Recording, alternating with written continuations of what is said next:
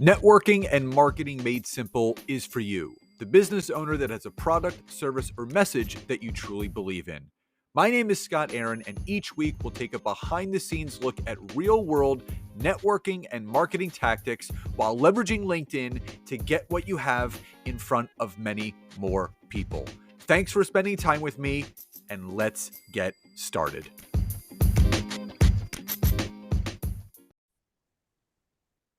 Hey, everybody. Welcome back to another episode of Networking and Marketing Made Simple. Super excited for today's episode. Obviously, it's another interview episode, which I've been getting such great feedback from all of you.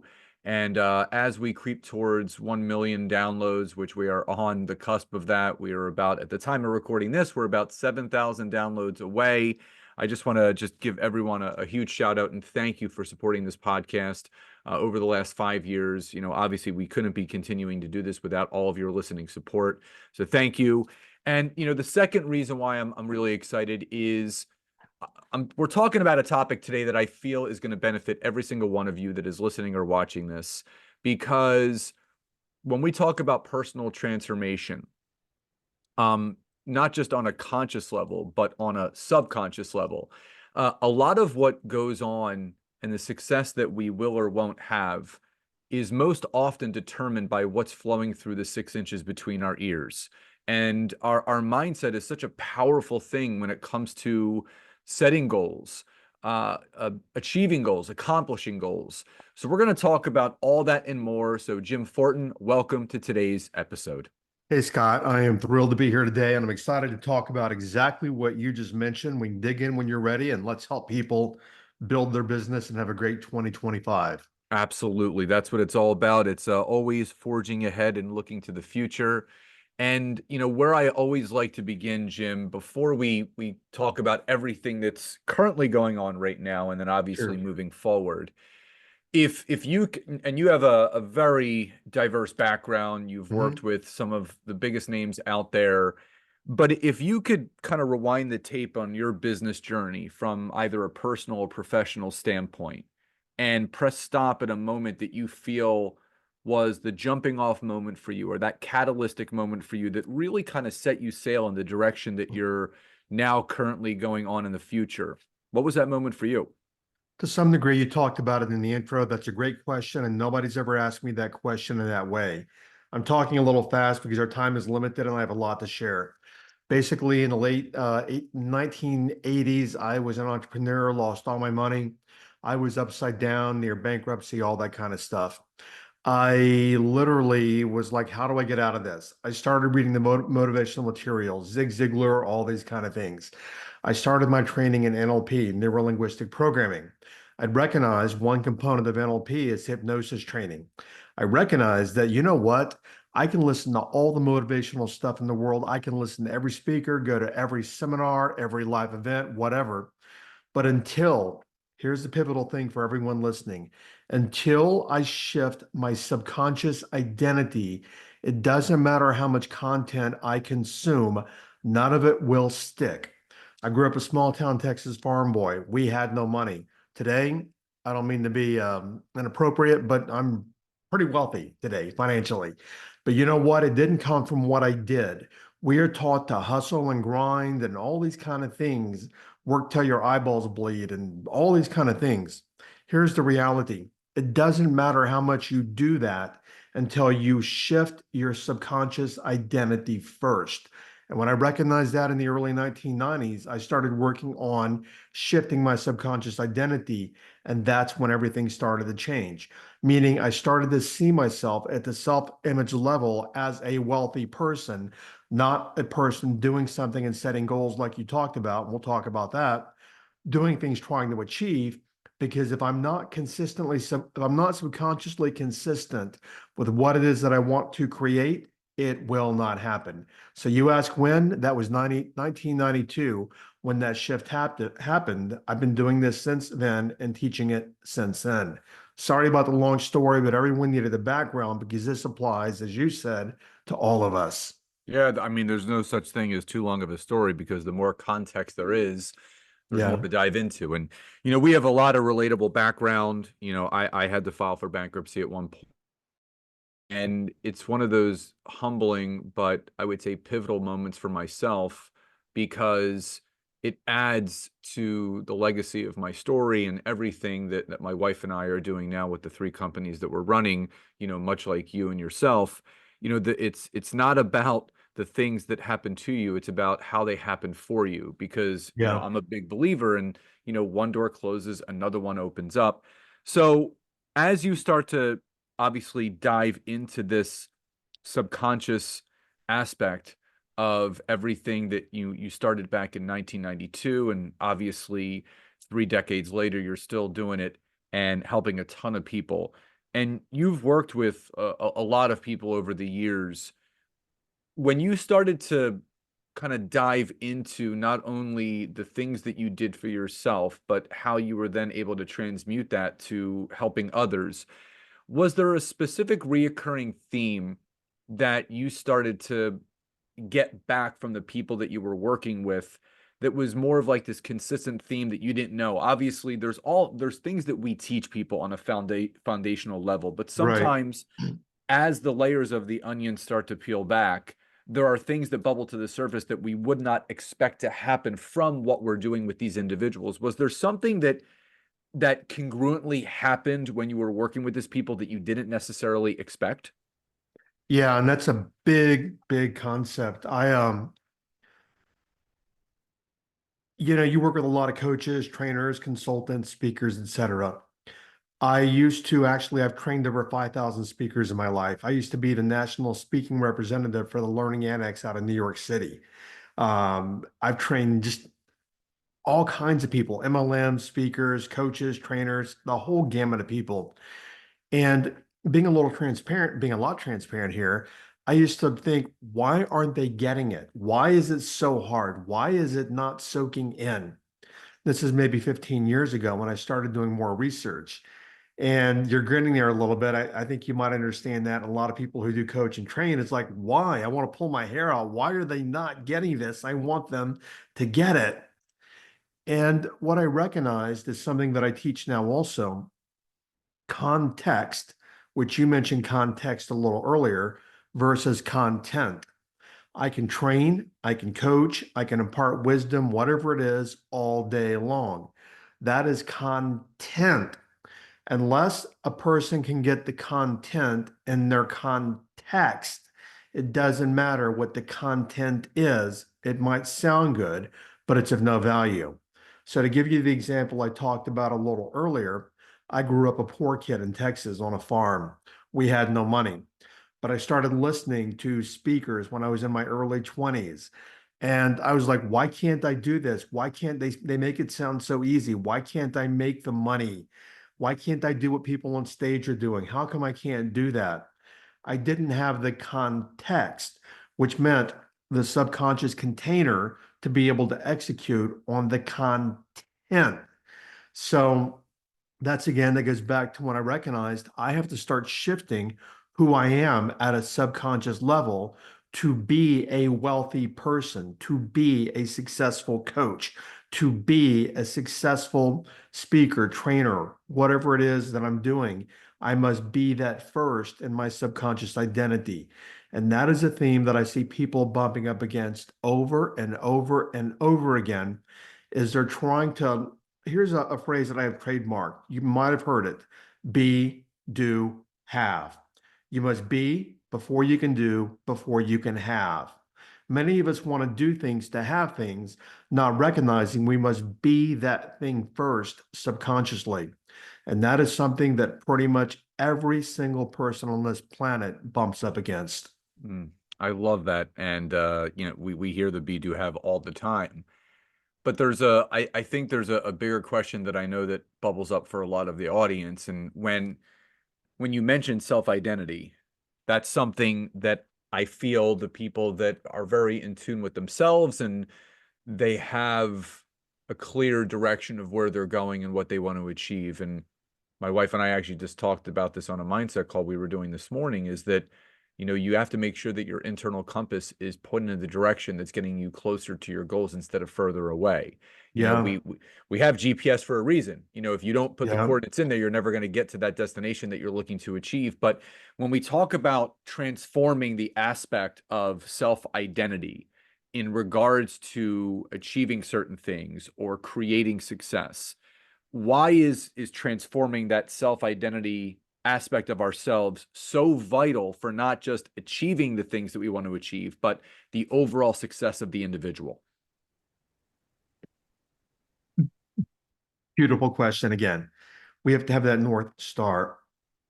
So I've worked with a real shaman. Some people, shamans are healers. They were advisors to Mayan kings. My brother-in-law is a shaman. I've worked with him for 28 years now.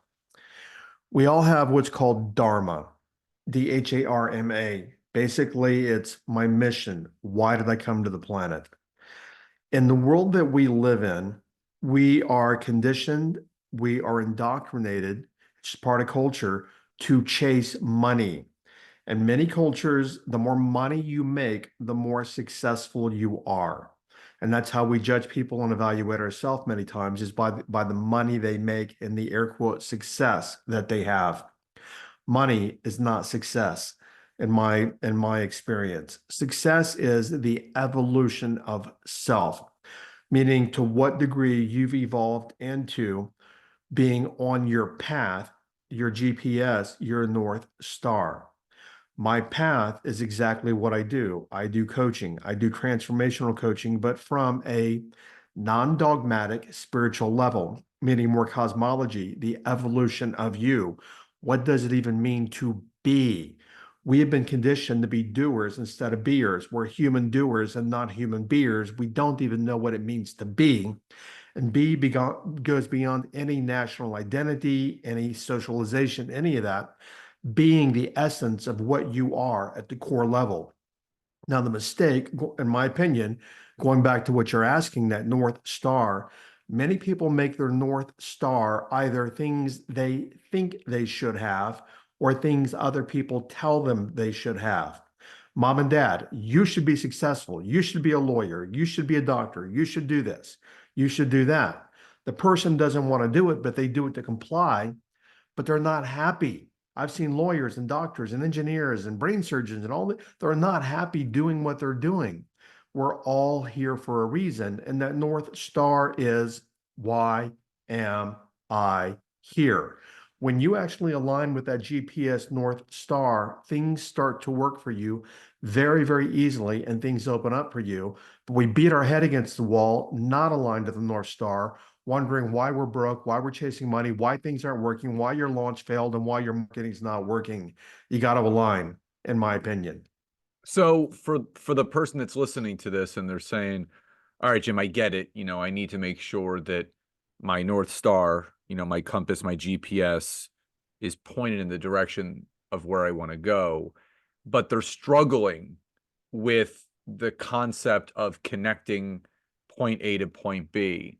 What advice can you give that person that maybe is easily pushed off of their path, or they get distracted very easily? They have that carrot that's being dangled and they're just squirrel brained and they're diving in one thing to the next, and they start one project, 3 days later they're on to the next. What's your best advice for that person to make sure that they're staying on their path, that they're focusing on their North Star, but more importantly, living life on their terms, not according to what others feel they should be doing?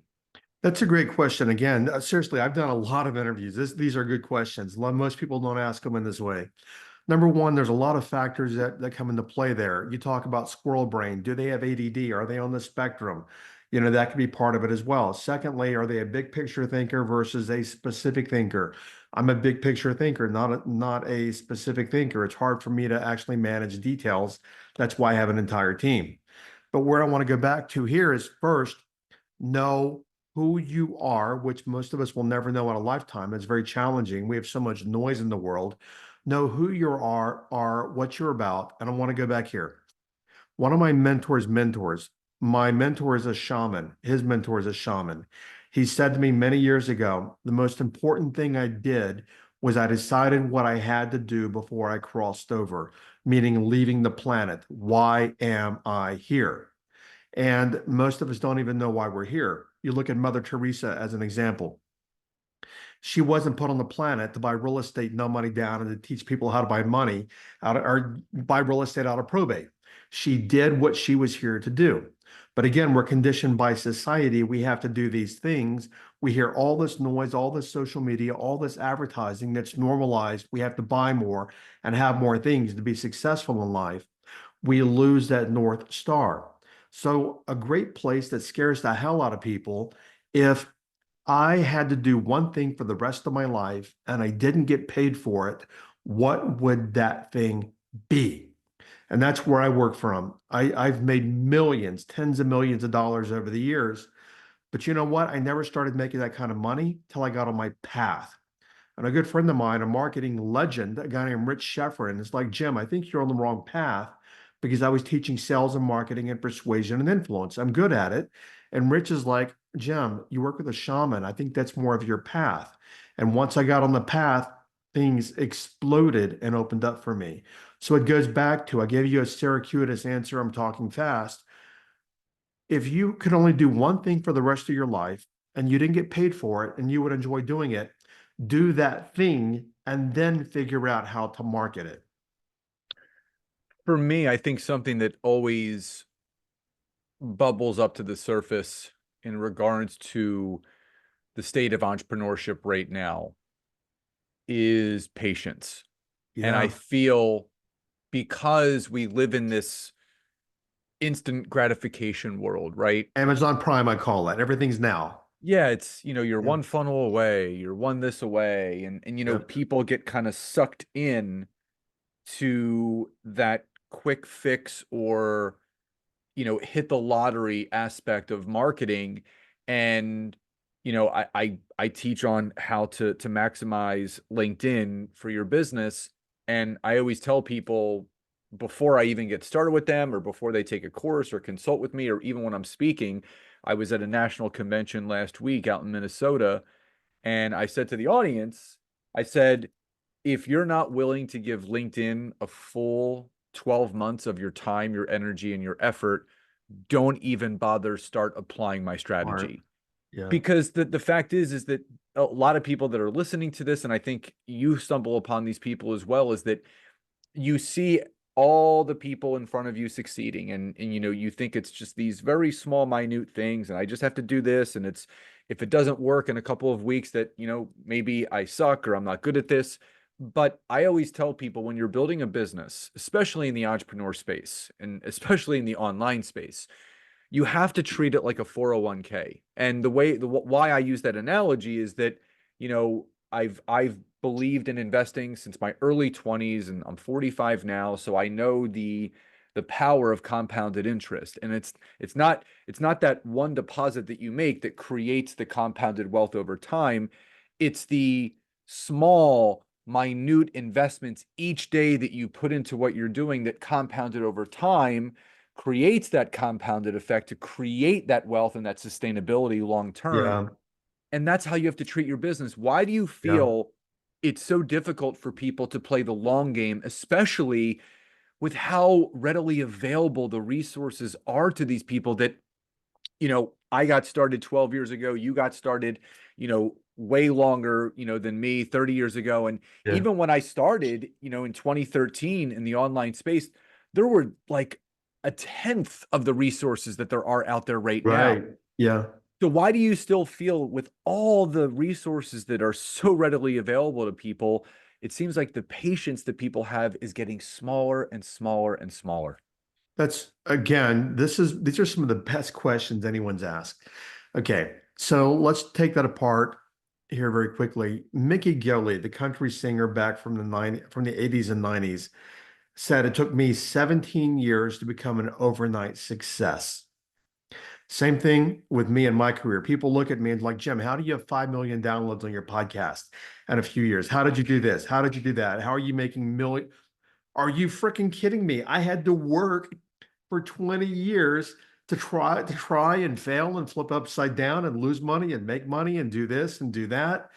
And until I found that North Star. I was one of those hoppers also. Oh, shiny thing, squirrel. Let me go here. Let me go there. Let me go here. Let me go there. No, I tell people now, I work from a 3-year strategy. You mentioned 1 year, but I look at 3 years. Most people can't look that far out. But I look at where do I want to be in 3 years? I've got to start planting the seeds now. And then I grew up on a farm. You plant seeds, you water, it doesn't come up for months. But yet most of us are like, where is it? Where is it? Where is it? Where is it? Bob's already popped up. Susan's already popped up. Where's mine? And many people, I'm just going to just say it candidly because I think I can here. Many people that want to be entrepreneurs shouldn't be entrepreneurs.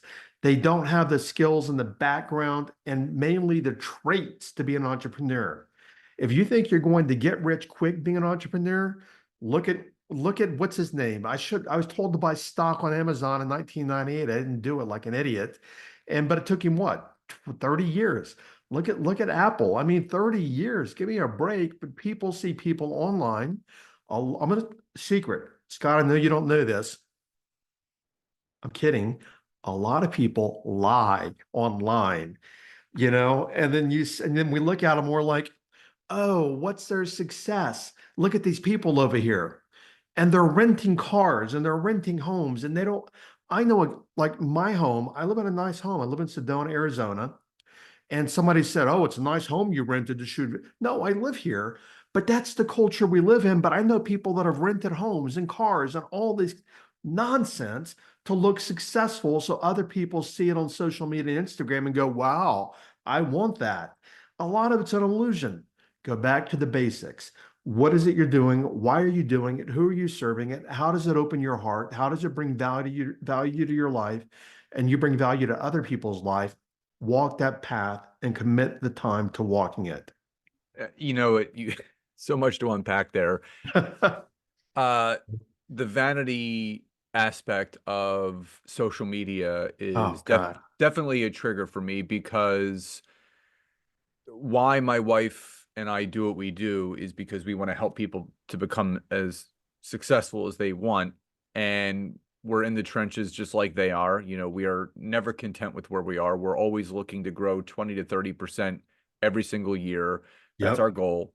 And you see a lot of these fake marketers out there saying that they're selling a course on autopilot. They made $3 million this year, and I just see through the BS. And Yeah. sadly, there's a lot of people, like you said, there's a lot of entrepreneurs that should not be entrepreneurs that kind of fall for those tactics and spend tens and thousands of dollars, and they don't see that ROI. And here's the thing, everyone sees the glory, but they don't know the story. And you've obviously heard that adage before. And Yeah. I've I've told people millions of times, I've been psychologically unemployable since day one. I've never worked for anyone. I got thrown into the ring of entrepreneurship at 19 years old. My dad went to federal prison for 2.5 years for something a few years prior, and I had to take over the family business to kind of keep things moving forward. So, my back was against the wall. I didn't see it that way, but a lot of the traits that I learned then, I'm still obviously applying to what everything my wife and I are Hmm. doing today. But the one thing that I want to kind of touch on, and I want your perspective on this. I see this a lot and I'm going to use network marketing as an example. I think I'm still in tune with the industry as you are. We've seen the shakeup of the Rodan and Fields. We've seen the shakeup of Beachbody and these companies that are moving Right. from the MLM model to the pure distribution or affiliate model, and it's going to continue to happen. That's the way the Yeah. trends go. And I still feel that a lot of the wrong people are being preyed upon in network marketing, and things work well for a while and then things maybe start be turning backwards. But I feel there's this innate badge of honor that a lot of entrepreneurs wear, that they would rather struggle and grind year in, year out, not seeing a change in their business. And it's almost like this ego or this pride thing where they feel like they're a failure for saying, you know what? I gave this industry a try. It's not for me. I'm going to go get stability in my life again. I'm going to go into a profession, industry, get a job, and work for someone that I appreciate, love, honor, and really see myself climbing that type of ladder instead of doing this. Because to your point, Jim, some people just are not built for that entrepreneur model. Yeah. It's a specific type of person that has the gumption, the notion, the energy, and I would say the self-motivation to really push themselves forward. But the majority of the people, as you and I both know, have that employee type mentality where they need to be Yeah. kind of pushed along. So, what's your message to those people that, whether they're an entrepreneur or not, they're carrying around this badge of honor that if they make a pivot in their business and they want to go a different direction, they want to leave MLM, they want to stop maybe their coaching and consulting business because it's just become too much, and they would much rather get a job and do something that fills their cup that way, but they have guilty feelings about it. What's your message to those people? One, I like I like you personally, and I like your message. You're honest. Been in this field for a lot of years, and I've seen a lot of people. You tell it like it is. Most people will sugarcoat it, and then just enough to get people to follow. But the truth is that the truth. When I say the truth is that it. I mean, I've made as much as $10 million a year, very easily. And there are years that I'm like, well, crap, what happened? And what I've learned about, also unemployable. I've been that way for 30 something years. What I've learned is a simple phrase. You got to take the good with the bad, and you must be resilient. But you also have to know which direction you're marching. So, many times people just they follow the shiny things. They don't know which direction they're marching. Ooh, that looks good. This looks good. That looks good. Then they fail and they fail and they fail and they quit. Had they been marching the right direction based upon their heart and what they want to do and who they are, they would have gotten the outcomes that they want. But they're marching the wrong okay. Most of us don't know ourselves at a core level. We're so indoctrinated by media and the world that we live in about the things we should have. I wouldn't even know them if I saw them in public, the Kardashians. I wouldn't recognize them. But here's the thing, the world eats crap up like this and follows it. We don't know ourselves. I have the same feelings, I suspect, about social media as you do. And people lose themselves in all this glitz and glamour. Then they hear how easy it is and they go do it because somebody sold them a bill of goods about how easy it is. And it can be easy, providing you know who you are, what you want to do, who you want to serve, the value you want to create, your unique mechanism, your competitive advantages, all marketing things. And then you commit to that 1, 2, 3 year plan. But if you're doing something after a year and you're not making any traction, any money, reevaluate. You're already doing something wrong. Something is not happening to get you to where you want to go if you're not getting any traction.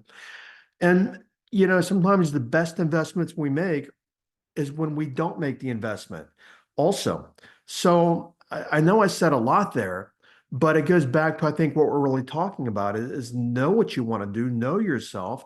Like, I've watched you and I've talked to you and I've looked at your stuff and followed you for a bit. You and your wife, what drives you is your number one thing. I'll leave it at this: your value system. Your value system for you and your wife is, I'm going to just put it in my words, to make the world a better place or to do something to help people. You are both people who serve. So you work from your value system. You must work from your value system or it will not work or it will collapse on you. I could not agree more, and I appreciate those kind words. And that's I do my best, and I encourage others to be seen as a person of value because those are the Yeah. people that are, magnets of attraction. You bring people closer to you instead of repelling people and pushing them away. So Jim, as we start to wind down, a few more questions. If someone is really struggling with the concept of transforming their self-identity, what's the best place for them to get started, or what are some tips you can give them on how to start tapping into that so they can start to see that internal and external change? I have a program that I sold. I do sell it, but I'll give it to your listeners, people that are still listening now. And the program is a 9-day challenge. We track all of our metrics. I've got a 93% completion rate of the 9-day challenge, and I've had thousands of people go through it. And the 9-day challenge, even though we call it getting unstuck, the foundational premise is be, do, have. Who must you be? How do you be? What does it even mean to be so you can do, so you can have? That would be a great place. There's no charge. It's normally $97. That'd be a great place for people listening now to even understand what does it even mean to exist? And I don't mean in a woo-woo, there's no religion, any of that. But I talk about physics, I talk about ancient spirituality, ancient wisdom. What does it mean to be? Because everything in your life will come from the ways that you be. You can be angry, and what's your outcome going to be? You can be loving, and what's your outcome going to be? You can be committed, and what's your outcome going to be? So I'll give you the address in just a moment, but that's a great way to start shifting from the inside out. Love that. So before I get to my final question, if someone is interested in learning more about you, the 9-day challenge, and everything else that you offer, obviously the people that you work with, what's the best way for people to connect with you either online or offline? Well, they can download the 9-day challenge, and again, thousands of people have paid, $97 for it to help them. The program will literally help them start seeing the crap they're living in and how to. It'll help them understand a higher essence and nature of themselves so they can start creating what they want. And for that, they would go to jimfortin.com, jimfortin.com/Aaron, Aaron, jimfortin.com/Aaron. Otherwise, you can follow me on Instagram. I am Jim Fortin at Instagram. And those are probably two really good places, or my website, jimfortin.com. Awesome. So for all the listeners and those that are watching on social as well, all that information will be in the show notes and the description of the episode. So you're not going to have to go too far in order to find everything that Jim just mentioned. So Jim, final question before we sign off today. What does success truly mean to you? Something that most people, how do I phrase this? Not about, I live in a several $1 million home that's paid for. I drive luxury cars. I've got all the money I need. I'm healthy, blah. I have all these things that people want in life, nice watches, and none of that means anything to me. They're all things, but it's just stuff. Success is a friend of mine who built a $1 billion company said to have the greatest success in life, we have to drop the word achievement and we have to work from the word contribution. Hmm. Success for me is the contribution that I can make to the quality and evolution of people's lives and experience on this planet. When I leave this planet and I've done the best that I can do, that is success to me. It has nothing to do with who knows me, who doesn't, my titles, money, nothing matters to me. It's the mark that I can leave in the time that I'm on the planet. That is success. Yeah, it's the legacy that, generations can follow, but it's the mark that you leave on this world that people will remember most. And Yeah. again, to your point, they're all things. They're all things, and people get hung up on the labels and this, that, or the other. But what kind of difference are you wanting and you're going to make on this world? I think that's the bigger thing. And Jim, I think you stated it beautifully, and just want to thank you again for Thank coming you. onto the show today and sharing all your wisdom, your insights, and obviously the love that you have for helping people achieve their goals and make them better. So thank you again for being here today. Scott, absolute pleasure. Thank you. And hopefully all the listeners got something, at least a nugget they can take and start working and building a life of their dreams. Stay well, Scott, and thank you again. Thank you, Jim. And again, to all the listeners, all the information that Jim and I spoke about will be in the show notes, the description of this episode, and the email that gets broadcasted out. So you're not going to have to look too far. So everyone, I hope you enjoyed today's episode. Love and gratitude, and I'll talk to you next time.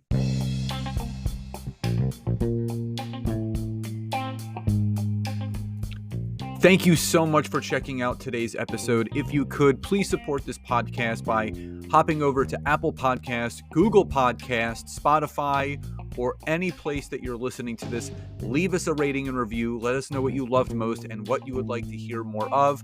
But also, if you would like to learn how to take your business to the next level, whether it's using LinkedIn or working directly with myself and Nancy in our intimate group coaching programs, you can head over to www.thetimetogrow.com or scottaaron.net to learn more. Thank you again for your support, love, and gratitude, and I'll talk to you soon.